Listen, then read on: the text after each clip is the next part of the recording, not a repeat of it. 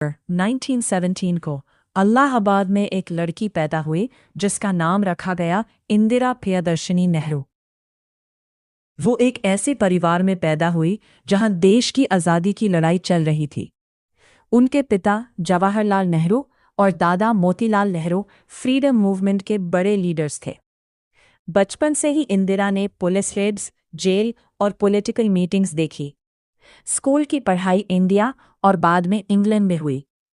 उन्होंने university of Oxford में भी पढ़ाई की, लेकिन हेल्थ इश्यूज की वजह से डिग्री कंप्लीट नहीं कर पाई। 1942 में उन्होंने फिरोज गांधी से शादी की। दोनों के 2 बेटे हुए, राजीव गांधी और संजय गांधी। राजनीति में एंट्री आज़ादी के बाद जवाहरलाल नेहरू इंडिया के पहले प्राइम मिनिस्टर बने। इंदिरा धीरे धीरे उनकी पॉलिटिकल असिस्टेंट की तरह काम करने लगी। 1964 में नेहरू की डेथ के बाद और 1966 में लाल बहादुर शास्त्री के अचानक निधन के बाद इंदिरा गांधी को प्राइम मिनिस्टर चुना गया। बहुत लोगों ने सोचा कि वो वीक लीडर होंगी, लेकिन कुछ ही सालों में उन्होंने सबको गलत साबित कर दिया।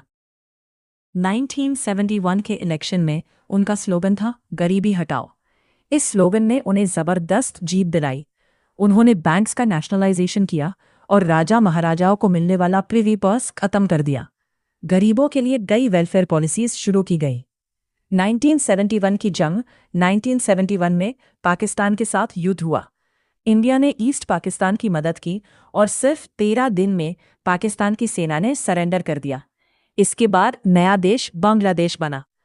इस जीत के बाद इंदिरा गांधी की पॉपुलैरिटी बहुत बढ़ गई। उन्हें दुनिया के सबसे पावरफुल लीडर्स में गिना जाने लगा। पोखरण न्यूक्लियर टेस्ट 1974 में इंडिया ने पोखरण टेस्ट रेंज में अपना पहला न्यूक्लियर टेस्ट किया, जिसे स्माइलिंग बुद्धा कहा गया। इससे इंडिया ने दुनिया को अपनी साइंटिफिक और स्ट्रेटेजिक कैपेबिलिटी दिखाई। इमरजेंसी सबसे बड़ा विवाद 1975 में इलाहाबाद हाई कोर्ट ने उनके इलेक्शन को इनवैलिड करार दिया। इसके बाद 25 जून 1975 को इंदिरा गांधी ने देश में इमरजेंसी लगा दी। इमरजेंसी के दौरान प्रेस सेंसरशिप लग गई। बहुत से ऑपोजिशन लीडर्स को जेल। वापस सत्ता में 1970 तक 1980 के बीच ऑपोजिशन गवर्नमेंट में इंस्टेबिलिटी रही। 1980 के इलेक्शन में इंदिरा गांधी फिर से प्राइम मिनिस्टर बनी। इसी साल उनके बेटे संजय गांधी की प्लेन क्रैश में डेथ हो गई। इसके बाद राजीव गांधी पॉलिटिक्स में आए। पंजाब क्राइसिस 1980 के शुरुआती दशक में पंजाब में मिलिटेंसी बढ़ने लगी। मिलिटेंट लीडर जरनैल सिंह भिंद्रनवाले और उनके सपोर्टर्स गोल्डन टेम्पल कॉम्प्लेक्स में मौजूद थे। जून 1984 में इंदिरा गांधी ने ऑपरेशन ब्लू स्टार का ऑर्डर दिया। आर्मी ने गोल्डन टेम्पल में ऑपरेशन चलाया। मिलिटेंट्स मरे गए, लेकिन मंदिर को भी नुकसान हुआ और बहुत लोगों की जान गई।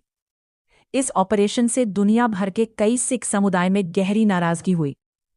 हत्या 31 अक्टूबर 1984 की सुबह, जब इंदिरा गांधी अपने रेजिडेंस से इंटरव्यू के लिए जा रही थी, तब उनके 2 सिख बॉडीगार्ड्स बीएन सिंह और सतवंत सिंह ने उन पर गोली चला दी। उन्हें हॉस्पिटल ले जाया गया, लेकिन डॉक्टर्स उनकी जान नहीं बचा सके। उनकी मौत के बाद देश के कई हिस्सों में भयानक 1971 वॉर में जीत और बांग्लादेश का निर्माण, बैंक नेशनलाइजेशन, ग्रीन रेवोल्यूशन को सपोर्ट, जिससे फूड प्रोडक्शन बढ़ी, पोखरण न्यूक्लियर टेस्ट, इंडिया की इंटरनेशनल इमेज को मजबूत बनाना, क्रिटिसिज्म, इमरजेंसी के दौरान डेमोक्रेसी और सिविल लिबर्टीज पर रिस्ट्रिक्शंस, ऑपोजिशन लीडर्स की गिरफ्तारी, press censorship, operation blue star के पॉलिटिकल और सोशल कॉन्सिक्वेंसेस।